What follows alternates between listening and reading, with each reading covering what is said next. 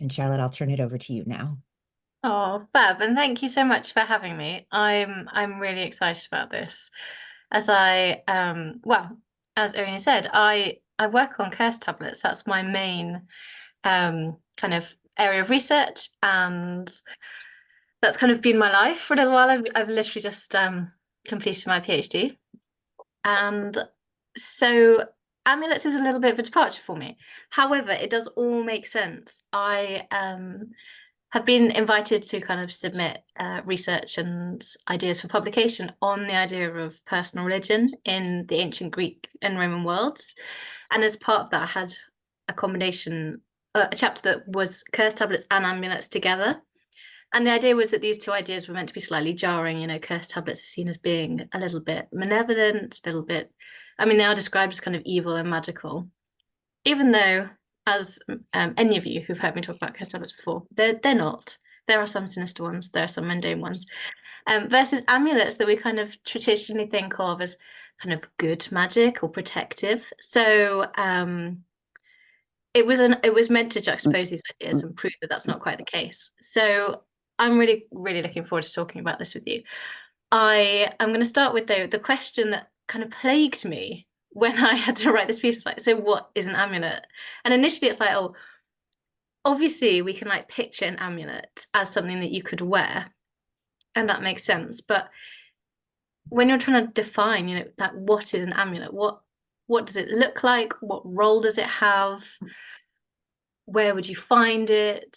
Would you have more than one? Are they specific? Are they generic? What kind of protection do they offer? And as you can tell, I got like very academic. Snout has arrived. And I I got like completely tied up in knots about kind of definitions and things. And I kind of came to the idea of, you know, there is a sense of it being protective and wearable. And someone said to me, you know, I was kind of quizzing anybody I could about, you know, amulets, and um the vicar in our town, I bumped into him. I thought, right, I need to speak to you about this. And he said, well, actually, I'd consider my wedding band as having amuletic properties. You know, I am loath to take it off. I feel its absence if I do remove it.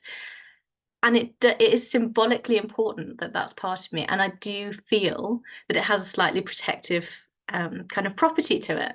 I thought, well, this is really, really interesting, because in that discussion, there was no mention of any kind of religious or magical element to the wedding band.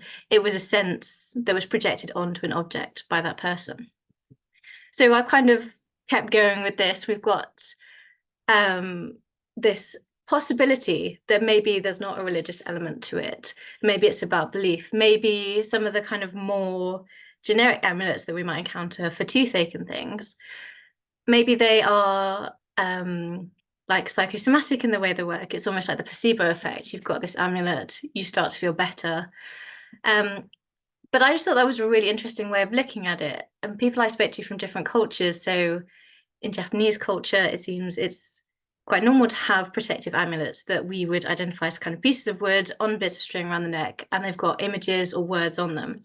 And we'll encounter some amulets that look like that, but we're also going to encounter amulets that look very different to that. And we're going to deal with this issue again and again, like, what is an amulet? How do we identify an amulet? Because we're going to be talking about things thousands of years in the past, often with very little context.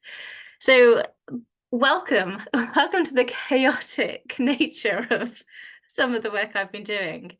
There is, you'll be pleased to know, an actual proper academic definition for amulets that is great. I love it. It's from two people, hopefully, yeah. So it's from Christopher Ferrone in his 2018 book. I have it here. It will come up again shortly. Like fab book, and we'll talk about it a bit more in a minute. But he built on Roy Kotonsky, who is a very famous academic. He has published some excellent he's literally published the book on amulets. Inscribed ones of like known provenance. They're that's the main book he's published, but he's published other things as well. So if anybody's going to be able to provide us with a great definition, it's these two. And the definition is that amulets, they refer to any object, plant, animal, or mineral, natural or man-made, image or text that the Greeks or the Romans placed on their bodies, domestic animals, homes, ships, vineyards, or cities in the hope of protecting themselves, of curing some illness, or of gaining some benefit, usually understood to be fairly abstract. For example, charisma, prosperity, or victory. So this is great. We have a definition. It's extremely broad. And throughout this talk, I kind of focus a bit more on kind of personal amulets, amulets that would have been worn on the body. I do mention some of the others. But yeah, I ended up with a talk that was nearly 2 hours long when I'd put in examples of all of these things. But I think it's really important to bear in mind that in our world, we've got objects that we might recognize as being amuletic, but in the ancient world, we've got a society that doesn't have this distinction of something being religious or not religious. There isn't this term. Our word religion comes from the Latin, and it's more to do with kind of ritual rather than how we would think of religion. So the world is saturated at this point with kind of different ritual practices. Amulets are everywhere. You'll see them on city walls. You'll see them around the necks of donkeys. You'll see them on the walls of homes, inside and outside, as well as on people's bodies. So we are dealing with a really widespread practice that can be extremely personal, but can also be extremely generic and like potentially man-made, which again, I think is really interesting. If you're like mass producing inscribed gems, which we'll look at in a bit, how much meaning is being imbued in them through their creation versus how much meaning is imbued in them through their use. And I love all this. I love thinking about the actual people in the ancient world and how they're engaging with these things and where the meaning is constructed. And we've got to be really careful though when we think about things like that, because we have our own like post-Christian ideas of what is or isn't amuletic, what's good, what's bad, what's evil. All these things are kind of filtered through our own societal understandings. So we are at risk of rejecting this back. That's kind of the short version of what I was trying to say there. So we've got our definition of what an amulet is, and we can kind of start to look at this. But there was one thing that I wanted to bring up. There were probably a huge number, like far outweighing the number of amulets that have survived, of organic amulets. So these could be plant leaves, and these wouldn't survive in the archaeological record at all.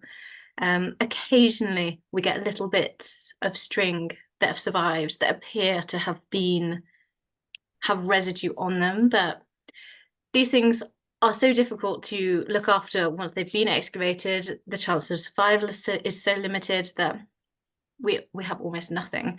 But there are some really interesting instances of descriptions of organic amulets.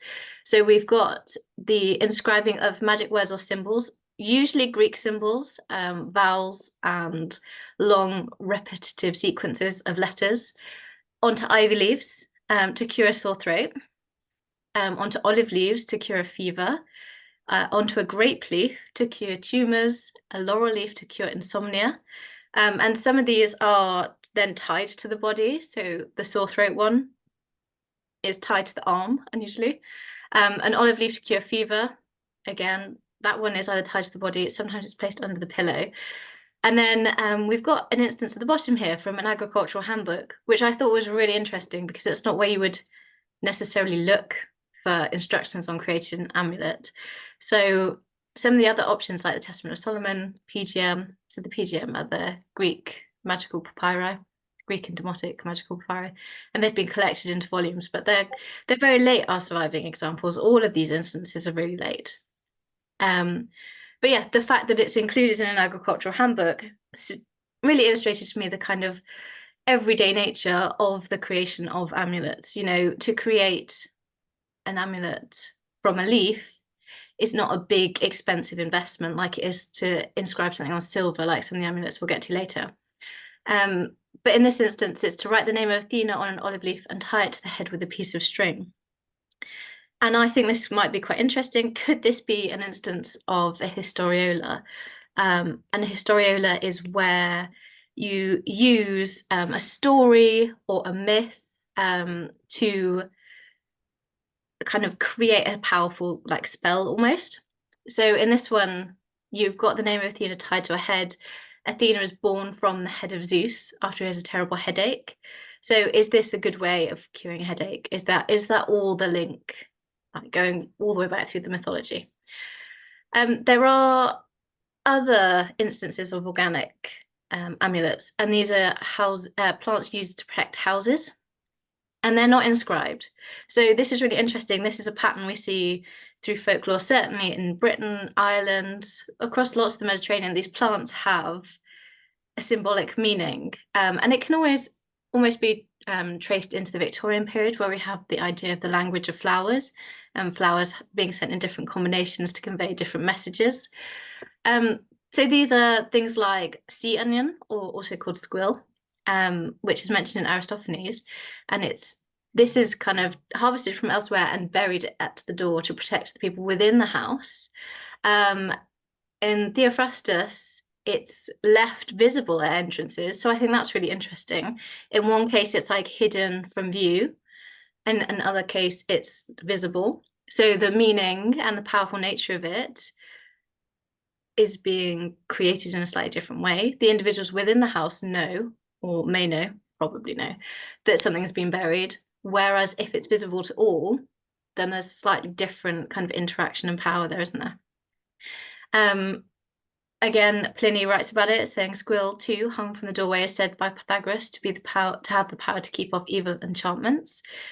So again, it's a visible thing, it's understood in that way. And we've got buckthorn, which was hung at doors and windows to repel the ill effects of spells. So it's really interesting that we've got something as a physical protection from something very ephemeral. So evil words, evil spells, enchantments. So we're not creating, say if we fear we've been cursed, we're not creating a counter curse here. We're engaging in a much more general protection. And words can be very general, can't they? You don't necessarily need to say something very specific and vindictive about someone. You can curse them quite generally. And I think that's really interesting, even in our like modern English usage. And Aristophanes again mentions just in passing in Wasps that a laurel tree is placed by the front door. And as we've seen in a previous example, laurel has like this slight protective aspect to it. It can cause insomnia, but obviously laurel is important in different things like Delphic rites. So it's really interesting to me that we see instances of the same plants popping up in different myths and how they're engaged with and how they're perceived to be powerful and used. So I have tried, because I am a material culture person through and through. I thought we'd better throw some literary sources in. So to me, the most famous instance of the use of an amulet comes from a description of Pericles suffering from the plague. And Plutarch quotes Theophrastus's description and says, certain is that Theophrastus in his Ethics, querying whether one's character follows the bent of one's fortunes and is forced by bodily sufferings to abandon its high excellence, records this fact, that Pericles, when he lay sick, showed one of his friends who came to see him the amulet that the women had hung around his neck, as much as to say that he was very badly off to put up with such folly as that. And I think this is really interesting, because we've got this very famous figure from Athenian history, almost sort of joking with his friend, that, oh, I'm so poorly that I've like kind of been willing to suffer the folly of women. And this made me think, because with my curse tablet hat on, the literary sources that deal with curse tablets are really few and far between, apologies, and they are not very complimentary. And there's this sense almost that those writing about curse tablets feel disdain for those using curse tablets, and they kind of build this sense of like a class divide, which isn't the case in reality, because we know curse tablets are being created across the social spectrum. So I wondered whether the literary source here is doing something similar. We've got a very prominent male figure illustrating disdain through a literary source for women's folly. And then I thought, well, actually, maybe there's something more to it. Women and children in the ancient world did suffer on a day-to-day like kind of reality, they were more at risk if you think about issues of childbirth and things like that. But what's really, really interesting to me is if you combine this literary description with the archaeological reality, we don't have men or male skeletons that are proven to be male through scientific testing, that have amulets. We have male children and we have female children and we have women, but it's really interesting to me, you'd have thought going off into battle, you would want something protective in this way. And I grew up in a military city. It was quite common for there to be objects that the men going off to fight took with them. And people would joke about it being superstitious, but I think if you're going to fight in war, you want anything that makes you feel better, proven or unproven. And I think, this psychological effect that having an amulet creates would be important. So I thought that was really interesting, given how physical warfare was in the ancient world. If you think about physically slamming into your enemies, the noise, the size of the shields, all of that, the potential distance from home. It really struck me that this seems to be a pattern in the archaeological record. Now, whether there are organic amulets that we have lost is, of course, a big issue. Whether there's patterns of survival, when did the archaeological excavations take place? Were tiny things lost? Again, with my curse tablet hat on, many curse tablets seem to have just been discarded because they look like rolled up bits of metal, or they've corroded shut and it's not clear what they are. And then also there was a disdain for them. They were described as being like the dirty secret of the ancient Mediterranean and things. So again, with amulets, if they're not easily identifiable, how likely were they to be recorded and like published and things? So anyway, as you can tell, this has like been weighing on my mind and there's so much uncertainty. However, there are like other ways of kind of looking for amulets and engaging with them and thinking about who's using them.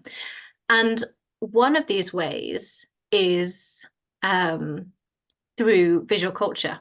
So I talked briefly about the transformation of Greek amulets in Roman imperial times by Christopher Froome, published in 2018. And what I've done, because amulets is such a big topic and people publish on very, very specific bits of amulet usage. So the Roy Kotonsky that I mentioned, he's published inscribed silver amulets. Someone else publishes on inscribed gemstones. Someone else publishes on the formulae in the magical papyri about making organic amulets. This book kind of distills all that together and includes the best collection of different photographs of different types of amulets. So what I've done throughout this presentation, and if you'd like a copy of the presentation, of course, we can share it, is I've just taken the images with their figure number from this book, so you can refer back to that and find out all the extra information about them. Because it's such a good book, it's so detailed, but also it means you're not chasing down various academic publications. It's really nicely distilled here. And it's available as an ebook and everything. There's also some great color photos in it, which is quite rare. So anyway, back to how we identify amulets when we don't know what an amulet is, when we don't know what kind of material we're dealing with, whether it's survived, whether it's not survived. Let's talk about the fact that we do have things like this. So this is, I've got a color picture that will come up in a minute, but I want to start with the black and white because you can see a bit more detail on it. So this is small. It's like, I was going to say it's just a bit bigger than a 2p piece. That's really unhelpful in this circumstances. So diameter of about 3 centimeters, 4 centimeters. So it's not big and it's gold foil. And it's created by hammering the design through. But you can see some really interesting things on here. So we've got the Poseidon's trident. We've got thunderbolts. We've got the Club of Heracles. And it's all beautifully done. Let me show it to you in gold. So as you can imagine, this is probably a prestigious item. It's beautiful. It's gold. It would catch the light. I think it looks quite smooth in some places. So there's the potential for rubbing it, which anybody that wears kind of any important jewelry will have experience of rubbing wedding bands, rubbing crucifixes in particular, rosary beads, things like that. There's an important touch element to amulets, I think. So this, I think, we can clearly identify as an amulet because the things on it have importance to the society. I also think that we can identify it as an amulet because of where it was found. So it was found in a grave. I apologize for this number on it. It's very, very British Museum. But it's fine. This is what we deal with. So this, I think we find it in an archaeological context. We can talk about it and safely assume that it's an amulet. In the next little example I've got for you, these are again gold. They're earrings. They're like hoop earrings with a dangle of them. And these are also clubs of Heracles, it's thought. And I think this is really interesting because if you weren't looking for amulets and you were excavating this or reading the archaeological report, would you assume that they were protective in some way, or would you assume they were purely decorative? And I think this is like one of the key questions that I kind of mentioned at the beginning. Where does the power come from? Because we as observers can think, oh yeah, they're very attractive earrings. But we could also think, oh, the Club of Heracles, there's important mythology there, the kind of power that would come from that association. I think all that plays into choices that we make. We choose things because they're aesthetically pleasing, but we also choose them because of the meaning to ourselves and also the meaning that the society around us constructs. So there are certain symbols that, like a four-leaf clover, to those removed from kind of our understanding of that being symbolically lucky, it could just be a nice, like natural leafy motif. And so I think this is really interesting when we play with these ideas, what choices are informing the use of which amulets. But in both of these examples, they've been found in relation to female burials. Well, they've been assumed to be female. Neither has been like DNA tested and things. So, which again is itself is a little problem. But let's look at this. So I've got a couple of drawings for you. These are drawings from pottery. So this one's from an Attic red figure cup. And so you've got these hetairae, and they're sort of, engaging with a kind of symposium scene. But you can see, and this is what's tricky with amulets, because clearly they haven't got any clothes on, but you can see that there's an amulet around the upper thigh she's on my right-hand side, and then round the mid forearm on the top left, and then round the bicep. So these are interesting placements. You've also got a necklace on one of them. So would that be amuletic or is it decorative? Is it both? But the placement on the kind of upper forearm, the bicep, and the upper thigh, upper mid thigh, they aren't publicly visible. So the power of the amulet comes from knowing it's there. And these could be inscribed gemstones, they could be inscribed lamellae, they could be bits of papyrus, they could be organic. But what I really like about this is that this image isn't about amulets, but they're just included as like an incidental detail. And that's similar to this image on a pot. And this is of an infant, and you can see he's got a kind of like a sash going across his body with something hanging off it. So, but this is a pattern. I've included these two pots, not just because they're my particular favorites, but they are. Because all the pots I've looked at in Christopher Rowan's book, through my own research, that depict people with amulets or things that can be assumed to be amulets on, are women and children. There are, again, no men. So if we think back to that literary extract from Plutarch, this idea of it like being something that men wouldn't do is being echoed. And I think that's really, really interesting because often I found when I deal with material culture, there's like the culture constructed through like literary representation and then kind of what everyone else is doing. And it changes and it's different in different places, different time periods, but this seems very much to kind of go hand in hand, which I think is really cool.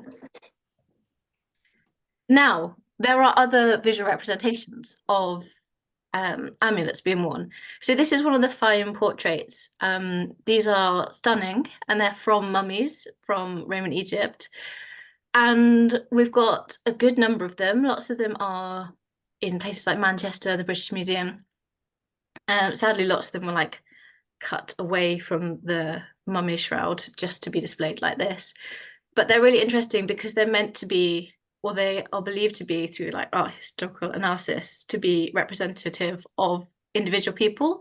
So we're not seeing so many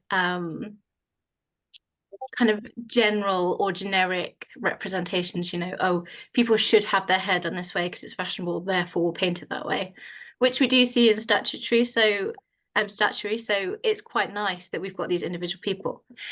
And this lady has got a gorgon around her neck, so we might recognize this from the story of the Gorgon and Athena wearing one on her breastplate. So you've got this portrait, and she's got the Gorgon's face medallion around her neck. So, and under a necklace, so you've got the aesthetics there, but also this allusion to wider mythology and the protective nature that kind of comes with that. But that would be visible for everybody. And also, if you think about who commissions these images, the dead don't bury themselves. Is this sort of something that she was famous for wearing in everyday life? And it's sort of, if this is how we were representing our loved one, this is how we would describe them. Or is it something she specifically asked for, this protective element going forward with her life after death? I've got these images because I'm going to talk to you about another mummy portrait. But these are sort of crescent moons. They've been found. Again, they're a bit later. They're like the 4th century CE. And they're described as being for children. But you'll see this like distinctive shape. And here we have an example of this in another foam portrait. So this one's a bit later. This is like a 6th century portrait, 6th century AD portrait. But she's got that kind of crescent moon on a necklace. And I think if I was just walking past this in a museum, I'd think, oh, what an interesting portrait. But I wouldn't choose it as an example of an amulet, or I wouldn't instinctively realize. Whereas with the gorgonale, with my knowledge of Greek mythology, I'd have probably picked that out as maybe having a protective aspect to it. But this use of the crescent moon, particularly being a sort of facing down, more like a horseshoe, is really interesting. And unless you have that knowledge that we found these bits of jewelry or amulets, and then you've got this image, I'm not sure it would have all come together in my mind as this is meant to be an amulet. It's impossible to know what these actually represented, but much later on, we do get Selene becoming very important on amulets and being named, and her being a protective deity. And we also have a version of Aphrodite, Epitregia, who is often depicted with stars and crescent moons. So whether there's a link back to those individuals, but through iconography, that could be what's going on here as well. And I showed you the pot with the little boy on. This is a statue. This is from Cyprus, and it's sort of a late classical, early Hellenistic period statue. And again, he's got this string of amulets, again featuring this half moon shape. But I wonder whether anybody that has, hung out with small children or looked after them, they love to have something to chew. They love something in their mouths. And quite often, in Baltic regions, you get sashes almost, or cross-body strings of amber beads to help with teething and things. And I wonder whether there's a similar purpose being kind of engaged with here, things that are interesting textures to help with teething, soothing because they're amuletic and protective, soothing because they are also good to chew. Really interesting, and just something we're thinking about, I think, how there are like multiple uses and how we end up with the idea of an amulet, how people in the ancient world thought of amulets and things. I also love this particular statue because there's the remnants of the color and the painting that was on it. This one's in the Metropolitan Museum of Art, which is awesome. They've got a really good collection of this like Cypriotic terracotta statuary. But again, I just think it's really interesting as well that we've got this crescent moon from children or from child burials on statues of children, on paintings of women. So they're not sort of specific, you know, that there's some iconography that's appropriate to certain groups, which I think is really, really interesting, because as we get to the inscribed gemstones and things, they become much more specific.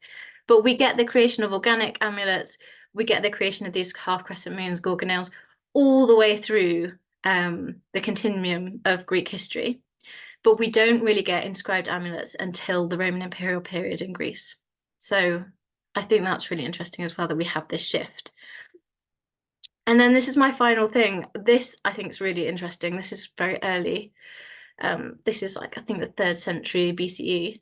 And it's a figurine. And again, it's got this like string of different symbolic shapes, beads across it. And the final one I want to show you is this amulet string. So this is a drawing of it, and this is from a female skeleton in a Pompeian house. Now, what I think is really interesting about this is it looks at first glance very much like the string of beads that was across that child's body. But this is a fully grown female skeleton. And we've got different shapes. None of these are the crescent moon, but you've got some that are still important in the world today. So hands, bells. These things are all still kind of seen to be powerful, but they seem to be mixed in with aesthetically interesting beads.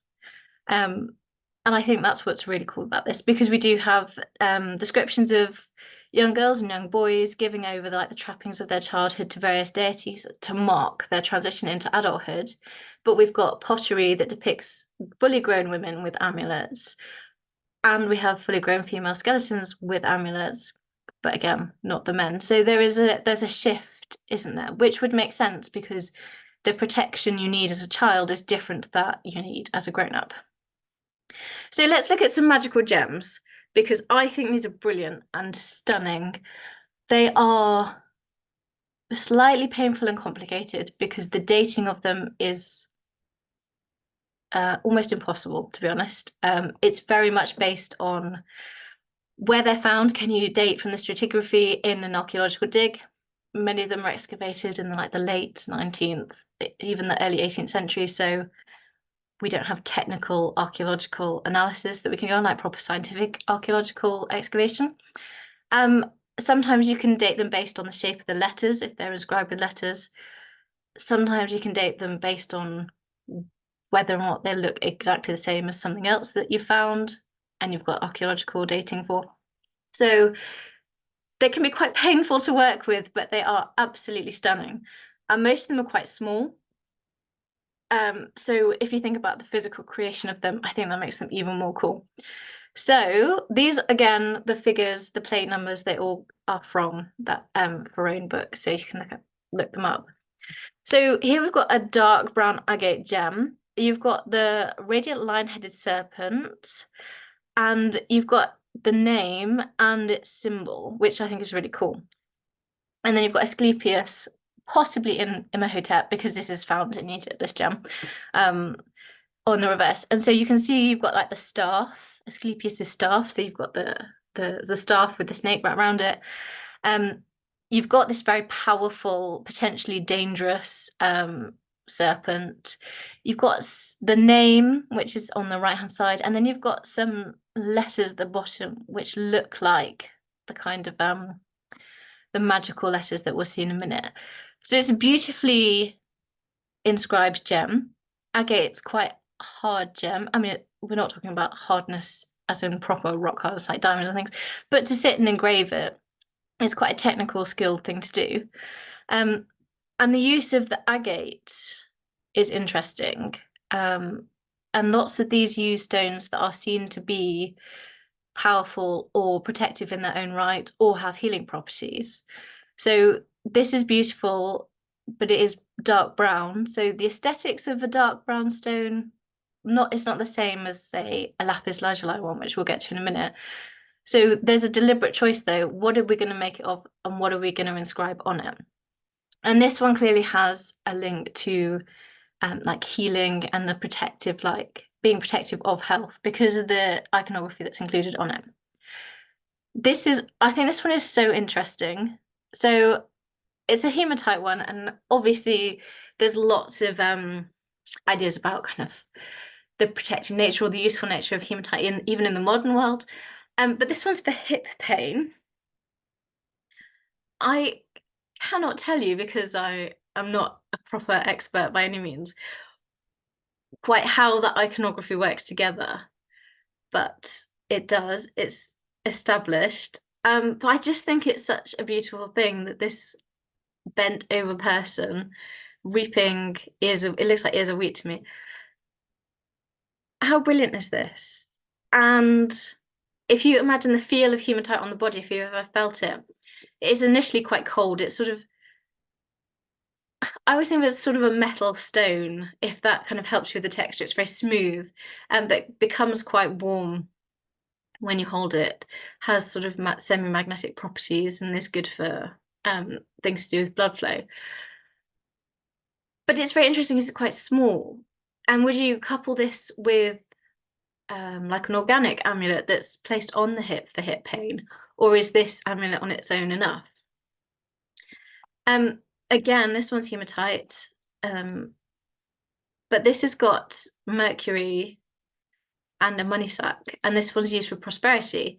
And I think I included this one because I think I think of amulets as being protective from harm or sort of slightly malevolent things. You know, if I think of like an amulet, I think of the hand of Fatima, I think of a crucifix, I think of the evil eye, things like that. I wouldn't necessarily think of wearing an amulet in order to bring good fortune, like to bring prosperity to myself. But if we think about the use of different crystals and things, that is very much what some of them are used for. But again, that's my kind of, I'm building the definition and the importance of these stones rather than the person that's using them. But what I think is really cool about this is these are mass produced. This one in particular, we've got several instances of it. So they do bring prosperity to the person making them. They are sitting there churning these out. And you can see the letters, they're like clear, but they're not kind of elegant or in any way elevated. You can imagine that this is, once you've inscribed the kind of image of Mercury, it can be quite a quick turnover. This is the lapis lazuli one that I mentioned. In real life, it is really beautiful. It's very blue and very shiny. Again, Aphrodite features in this one, and it's got her name, her magical name, which kind of wraps kind of, so we've got the alpha and then the rho on the other side. I don't think that's not a rho, that would make sense for Aphrodite, apologies. But you can kind of see how the letters go. I think this is really interesting because the letters are used to identify her. So that's obviously important. The iconography of the goddess isn't enough, but it is her sort of more magical name. So it's taking the ideas of Aphrodite, taking the wider societal views on her and not modifying, not manipulating, but applying them to this very specific setting. So you're engaging with these different powers, much as you would when you created curse tablets and things. There are specific, we call them magical names and magical phrases because we can't translate them and we don't really know their meaning, but they are repeated and formulaic, so they're clearly important in that setting. Again, this one is Egyptian. Well, most of them are from Egypt, to be honest, or of unknown provenance because they're beautiful and people put them in their pockets as they excavated. But I like this one because it's a cameo and you've got the profile of Serapis, and then you've got this writing around the edge that reads "Great is the name of Serapis." So this again has links to healing. Serapis becomes worshipped like throughout the Roman Empire for that healing properties. But I love this because it's almost a kind of invocation of the god. Every time you read it, every time someone reads it, you're like calling down that protective power again and again and again. Whereas if you just speak the words, they're fairly ephemeral. So you've got this kind of almost permanent prayer for protection that which is being worn on your body. And I always also think, is this amulet preemptive rather than reactive? So you've got this amulet, you're walking around, you're using it. Is it stopping illness befalling you as well as potentially helping cure illness? This is my favorite one. So this is a dark green jasper one, and it's got panthers in the middle. It's I think it's beautiful. Look at just how small, and this is a small thing. I think it's probably 6 or 7 centimeters like long. It's really not very big. And it's got all these really intricate carvings on it. When you like hold it in real life, it's beautiful colors and it shines different colors. But again, you've got this like, please protect from evil, any kind of evil, any kind of malevolence that could be sent my way. So words, actions, illness, loss. And this is the kind of generic amulet that I think sometimes we think of. This is just a general protective gem. It looks lovely. It can be worn. It can be handled. We go out into the world wearing something like this, feeling better. It's like having your like lucky socks or a piece of jewelry that's particularly lucky for a job interview. You're going out into the world and you're carrying that kind of energy and thought with you.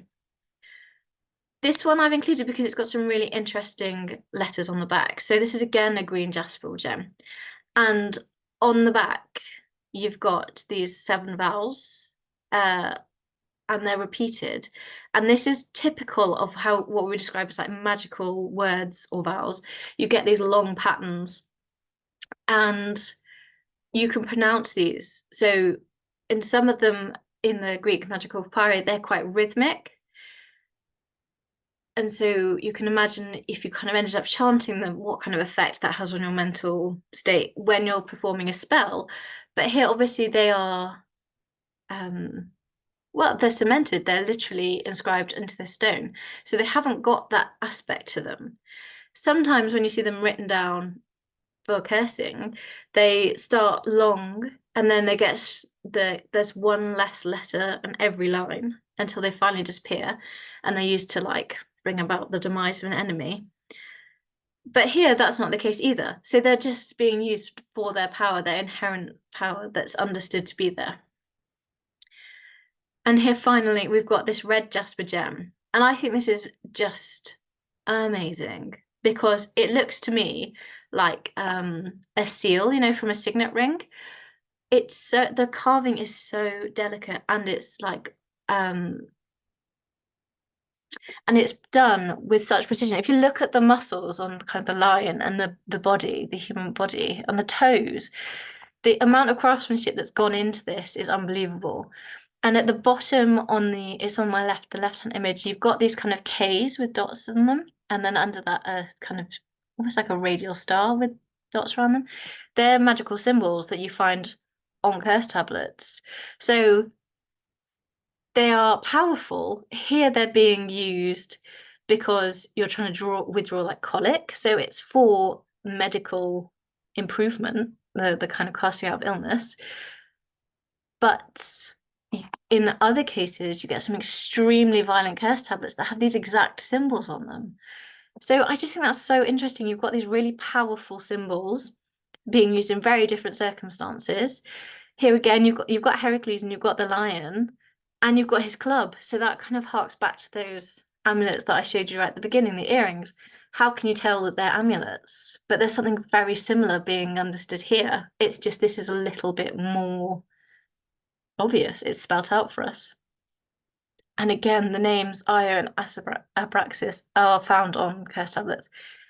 The spelling is like different on almost every curse tablet and every gem. But I think that's just a really interesting way of thinking about how we've applied definitions of magic and religion and what's good and what's bad upon these objects based on our own understanding versus, what's actually going on. There is inherent power in these things. So let's have a look at some inscribed amulets, because most of what I've said has been informed conjecture. We've talked about the Club of Heracles being powerful because of the myth, because it's found on inscribed gems, because it's found adorning bodies and things like that. But we do have some amulets that are inscribed and lengthy, just like curse tablets. These are a little bit later again, and they're often on silver.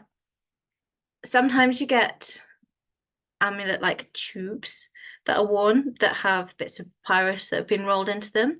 Sometimes they're actual bits of silver, gold, and they're normally very, very thin leaves, and then they're like rolled up. So they're not being read, they're not being viewed in the same way as the inscribed gems, which is kind of why I started with the gemstones, because they can be interacted with as bodily adornment. These much less so. So this one, and these I've only got drawings of, but they're from Katonsky, who I mentioned at the beginning.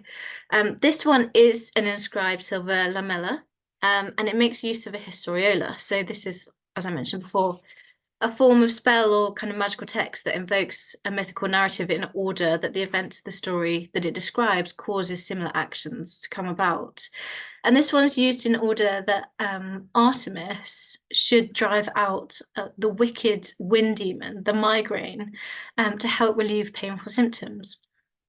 My favourite thing about this amulet is the fact that the coffin and the grave goods that were found accompanying this amulet suggest a date of the 3rd century CE, but the inscription is much earlier, so really early 2nd century CE, based on the letter shapes. So, I mean, that's the latest date. There is an argument for it dating to the 1st century CE, but my paleography, I'm not willing to die on a hill, and particularly based on drawings rather than seeing it in itself. But this suggests to me like that there's this ongoing hereditary nature to the use of this amulet and the protection that was required. And this requires like an ongoing relationship with the gods. But we're talking about the 1st, 2nd, 3rd century CE.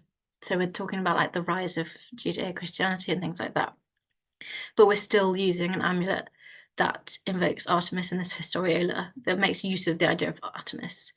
And what's really interesting is that migraines are hereditary. So you've got all this kind of falling into place. You've got an amulet that's being used potentially for 100 years, so perhaps 3 generations, perhaps longer. And its importance initially is based on the historiola Artemis being used in this way. But then after that point, does the importance come from that? Does it come from the fact that it was your mother's, your grandmother's? Or has its power increased because of its age and it's been kept and therefore kind of proven its efficiency? This kind of, I was going to say, the really interesting thing about this amulet is that there are no personal features. So on the gems, you don't expect to find personal features. Most of them are mass-produced. The final one probably wasn't, but we can't say for certain. We found none similar. Doesn't mean we won't find one. But this has been created for an individual, but there are like no personal features. And that also has helped it be passed down and retain its like use through over time as a hereditary thing. And I'd like just to think about like the investment that's required to create an amulet like this, either in time, because the individuals made it themselves, but still with the raw materials, but then also if they've paid somebody else. So is this a professional scribe? Is it a kind of ritual professional, like a priest or something? But what's really interesting is they've chosen to have it inscribed on silver or have inscribed it on silver. So this is not an organic amulet, even though we've seen there are organic cures for headache. So they would have known when they created it, this amulet's protection would outlast their lifetime. And it did, and it was passed down until it ended up in the grave, which is where we excavated it. So I think this is really cool.